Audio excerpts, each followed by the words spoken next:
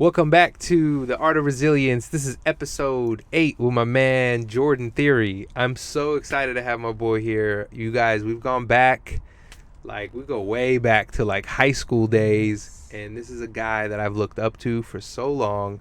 From this moment of when he shared with me the Fatherhood project, that the Black Fatherhood project is one of those moments in time where I learned how to be supportive of my friends because it impacted me in such a way, and I didn't realize that someone so close to me could do something so awesome but also move me and ensure that I know history, I know reference, and that I can understand what was happening around me, especially to and around my African American brothers whom I've literally have grown up with.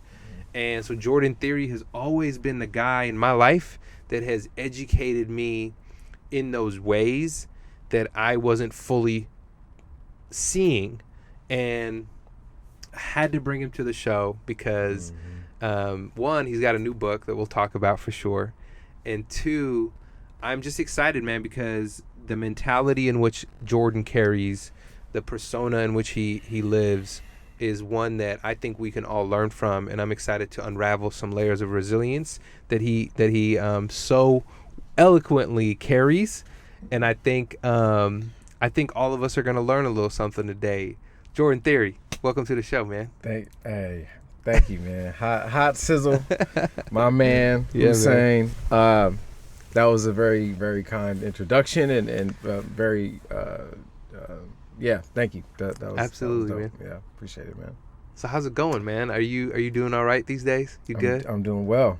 Good. Bro. Can't complain, man. It's Good. it's been a crazy year, obviously. Yeah. But things have been well on my end professionally, and it's also, given me time to work on stuff that maybe I wouldn't have had otherwise, just because. So specifically in your world, it's videography and film and those kinds of things, which is always just so exciting to learn about.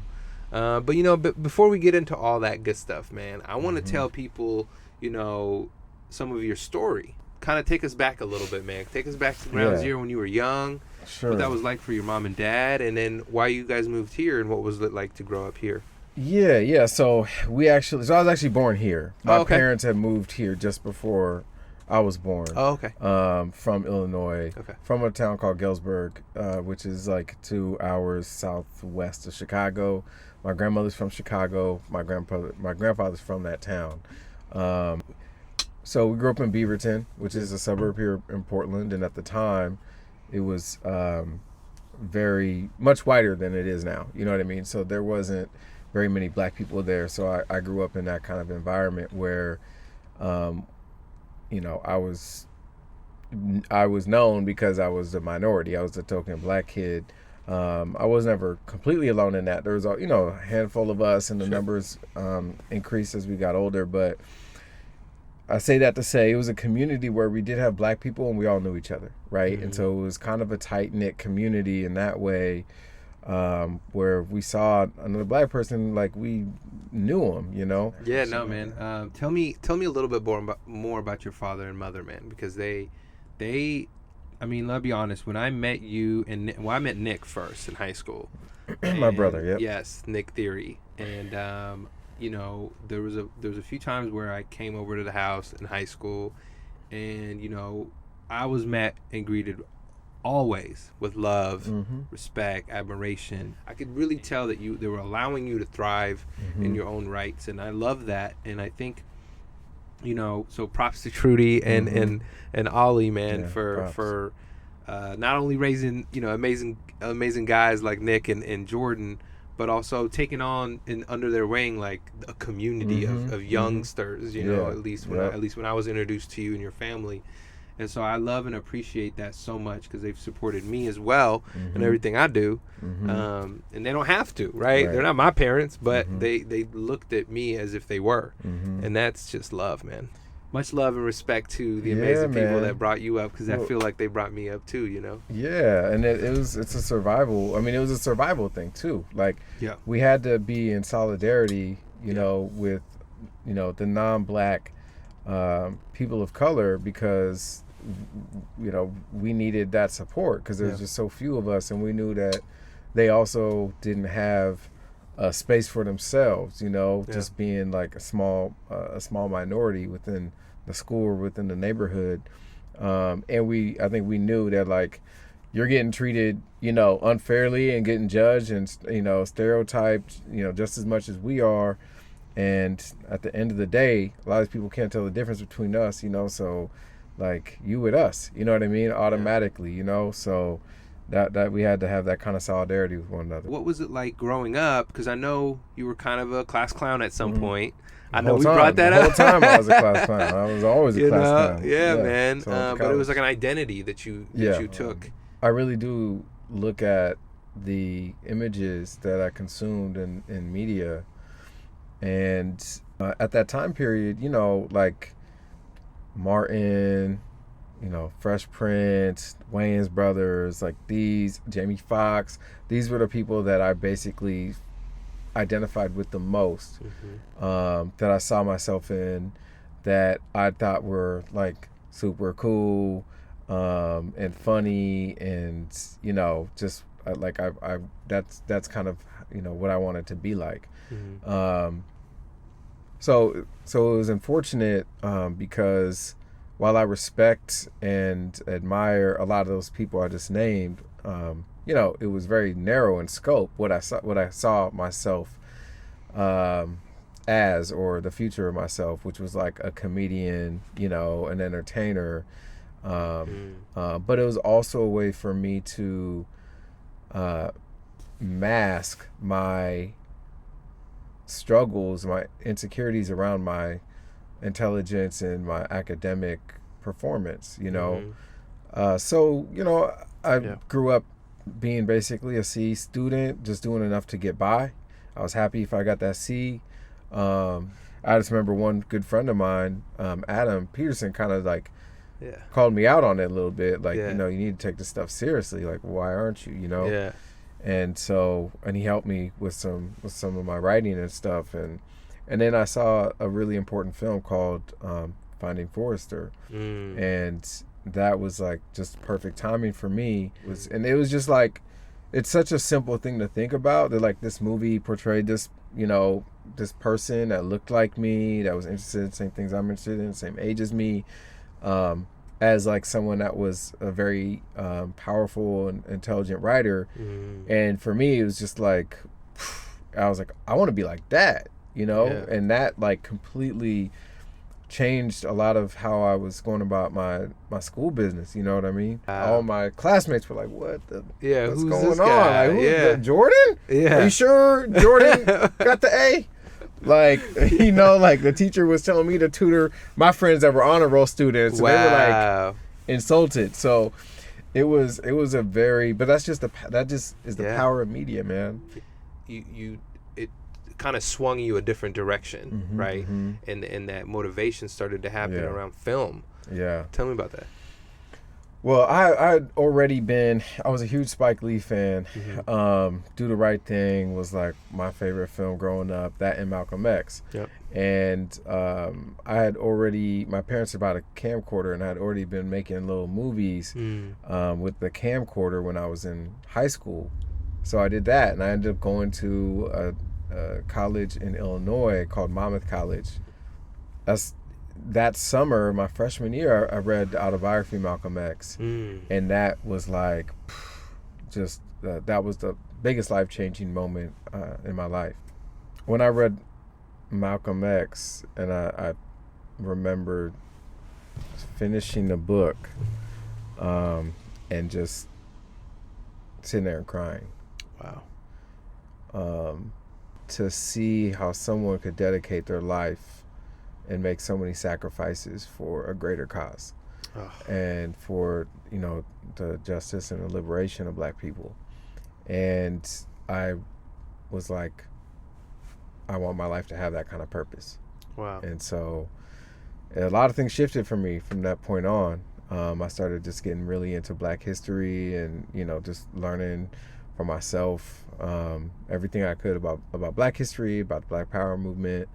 about civil rights movement, and I ended up transferring to University of Oregon after my sophomore year because I really wanted to pursue journalism and documentary filmmaking in particular. University of Oregon actually did have a documentary filmmaking program, so I was like, let's go, you know. And in that experience, I was like fully, the full 2.5 years I was at University of Oregon was just like an adrenaline rush. Wow. I was all in, bro, and I was in my zone. I was in my element. I was killing it. You know what I'm saying? You know, that's where I got to make my first documentary, and as my senior project, called Footprints in the Struggle: The Beatrice Kennedy Story, and it's an 8-minute documentary that me and 2 other students produced, and we, got it aired on Oregon Public Broadcasting, and it aired regularly on OPB for years. Wow. And OPB actually ended up doing their own version of this documentary, an extended version. And then we were also nominated for that short film for a regional Emmy Award for the Pacific Northwest. And so I decided to apply to Howard University for graduate school and focus on film and media studies. Yeah. And so I went straight from Eugene, Oregon to Washington, D.C. And, talk about night and day. Talk about night and day. Oh, my God. A completely different experience, but it was absolutely what I wanted, to be in that kind of urban environment in a majority historically black college, maybe, one of the most important historically black colleges in that. And that's where the idea for my first feature-length documentary, the Black Fatherhood Project, was started. There were usually black males who would take on the role of the father figure. There was never quite enough help. So black families struggled, and quite often this led to the breakup of the family. The 1960s as a civil rights movement. Moving forward, then you have this real large influx of drugs, illegal drugs into the black. Because I was learning all these skills, and I had access to all these scholars, and I had this topic that I wanted to explore around black fatherhood. And so I started the film while I was at Howard University as just my own side project. Yeah. And I love that, man, because your dynamic really helped me go further into my art. And you always, I still text this guy things I'm working on. I'm like, don't BS me, honest opinion. Right? And he would give it to me raw. So much so that it would hurt my feelings. Oh, sorry, bro. No. Like, hear me out. It would hurt my feelings, but it wasn't, he doesn't do it in a way to hurt my feelings. He does it in a way to provoke my feelings.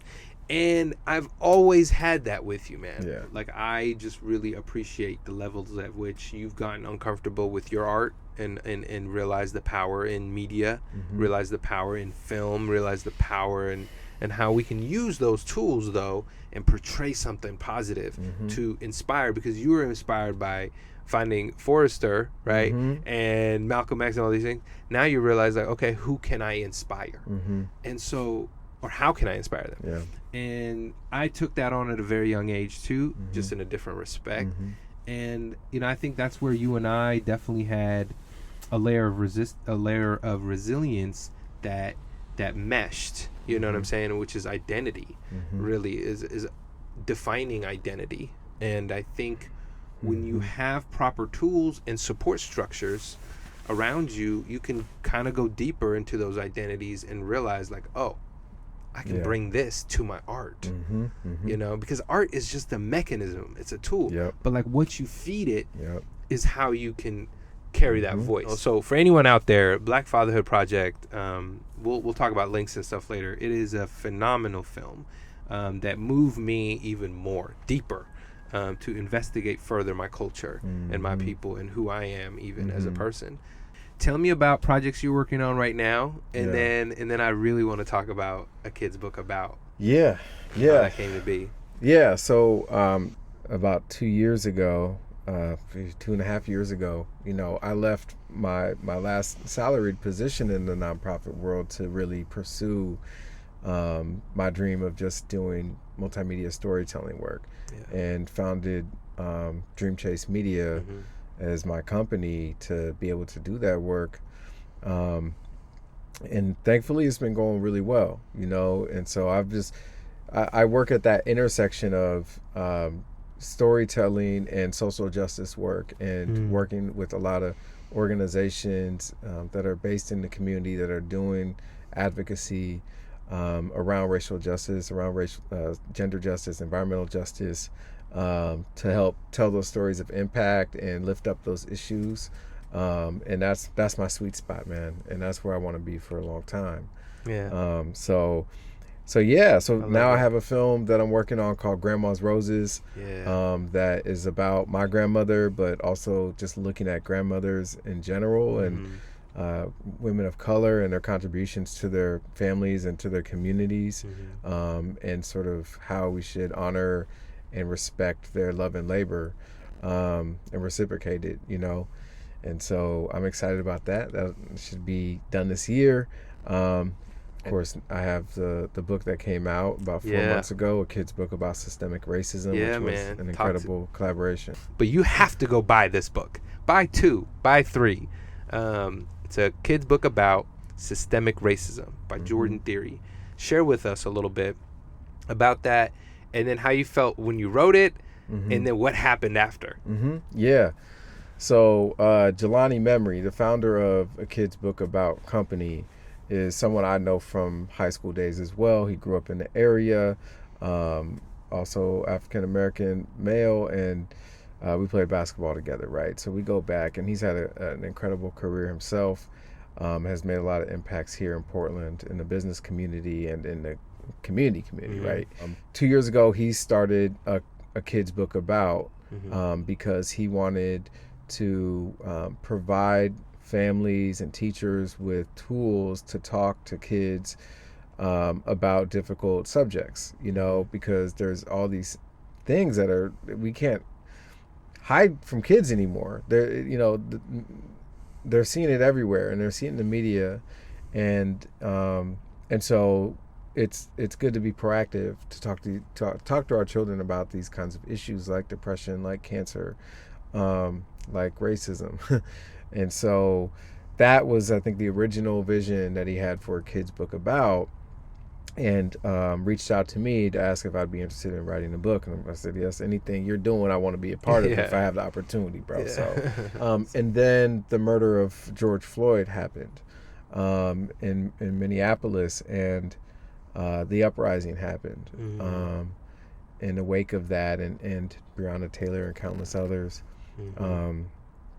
And so the first book that A Kid's Book About came out was A Kid's Book About Racism.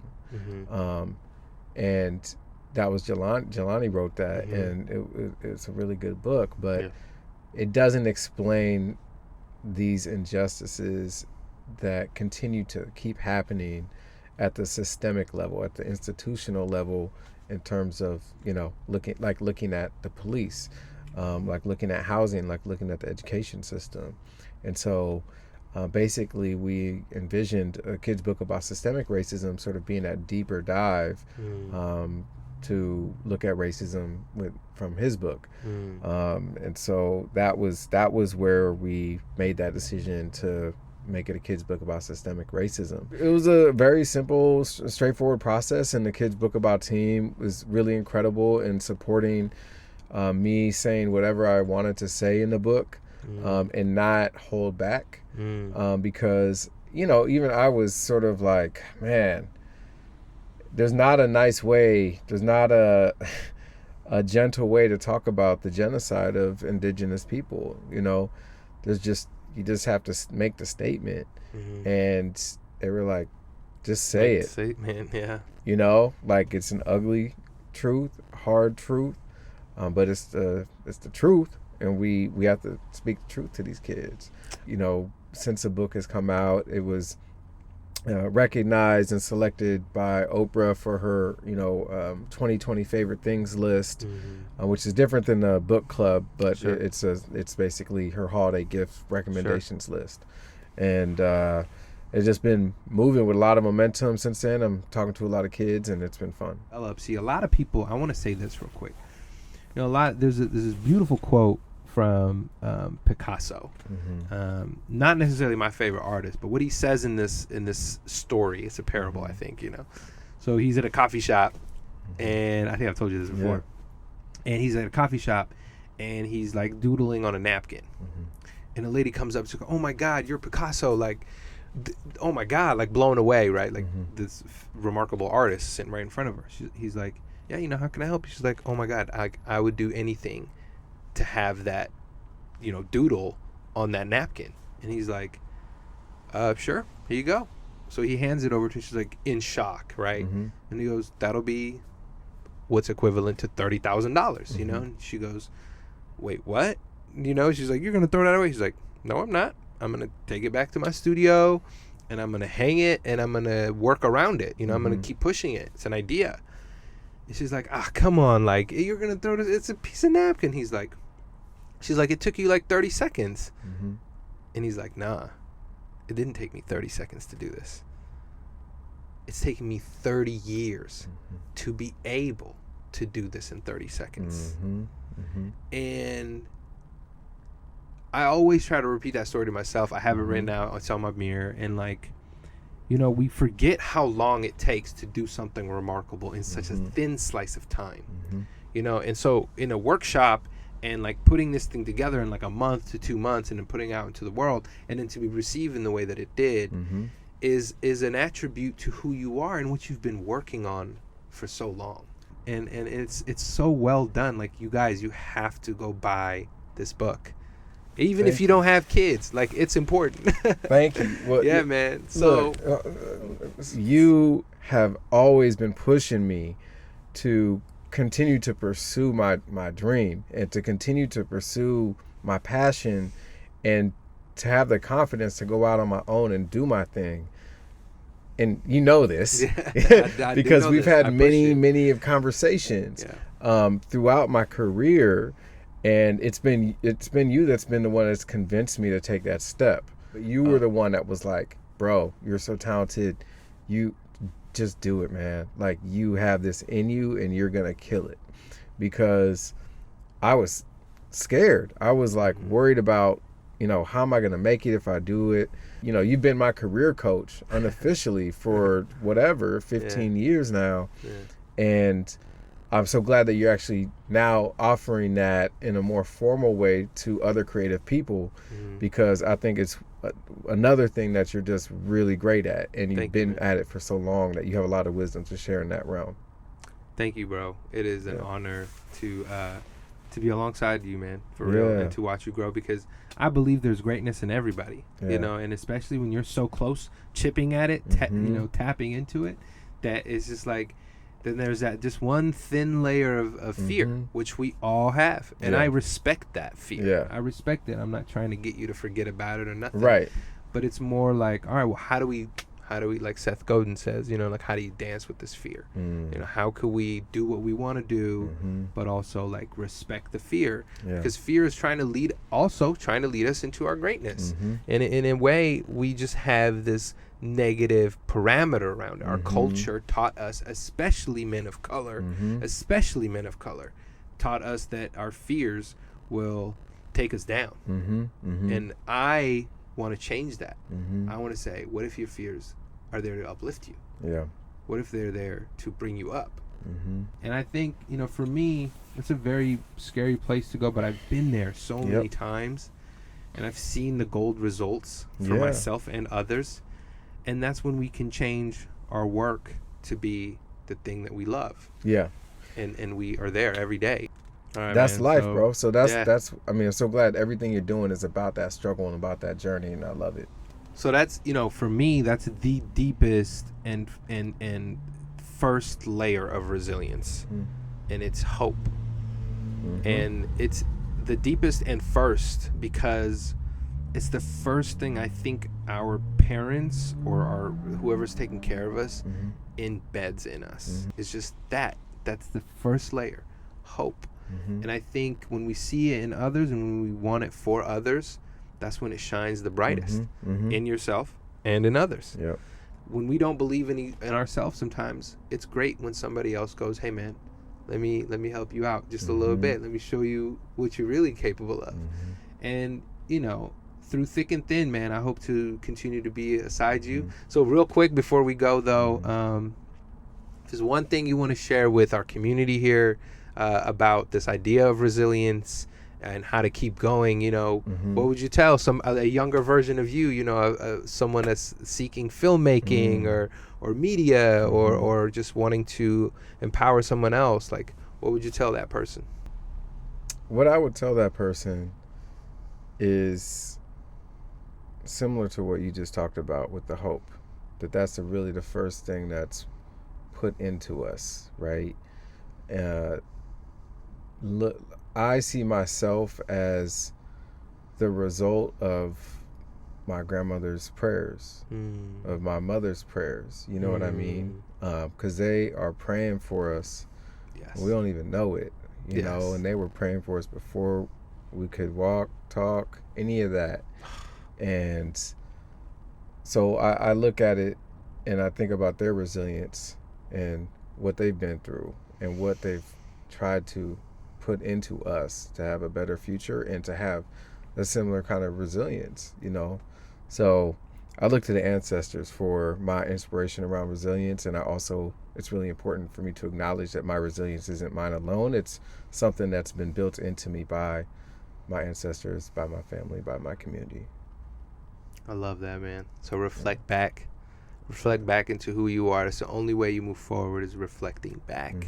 And the further you go back, the more appreciation you have for who you are. That's the only way you got to see it, man. But lastly, man, where can people find you, your work, your films, your books, all the things that are coming? Where can people find you? Yeah, so if you want to follow me on social media, the only social media I really am on is Instagram, jordan.theory. Very simple. Buy the book, A Kid's Book About Systemic Racism, at akidsbookabout.com, or you can also buy it on Amazon. And my website is dreamchasemedia.com. So check me out, holler at me. Yeah, man. Hey, if you need anything from this man, come talk to your group, come talk to your organization, share his life and wisdom. Please reach out. He's a remarkable dude who is onto remarkable things. And he's not one to definitely put behind you, because I'm telling you, this guy is on the up and up. But lastly, man, this is my last question to you. Yeah. What is your state of mind? One word. Social justice state of mind, baby. I love it. Social I knew you'd come up with one. I love that. Jordan, thank you so much for coming here, man, and having this conversation with me. It's a pleasure and an honor. Absolutely, man. Thank you, brother. Peace. Yeah. Hey, wait. Just before you go, I have a little more to give.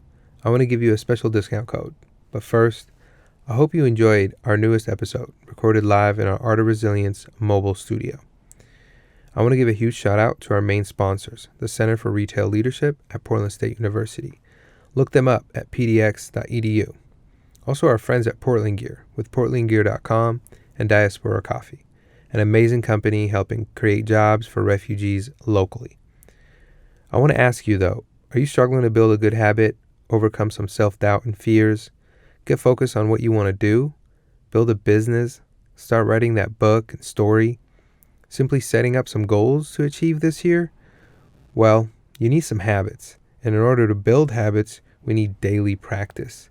You got to join the Resilience Club, which happens on Mondays, Wednesdays, and Fridays at 7:30 a.m., where you are welcome to join for free and get into the best accountability club. Look, it's tough sometimes, and we don't have to feel alone in our journeys. We need some sort of push and someone to help guide us. Don't take my word for it. Look up the scientific facts behind accountability groups. You can join us easily as texting the word resilience to 503-461-1262. You can support us in two ways. One, by visiting refugees.com, poking around, and you may find a t-shirt or a poster that inspires you. You can use the code SPECIAL20 for 20% off. This helps keep our podcast going and gives back to the refugee community. Two, if you want to further sponsor our work and be involved with our Art of Resilience project, please get in touch through refugees.com. You can also share this episode and help us amplify our work to inspire and motivate. Thanks again for listening in. I hope to catch you next Wednesday for our newest episode. Trust me, you don't want to miss this.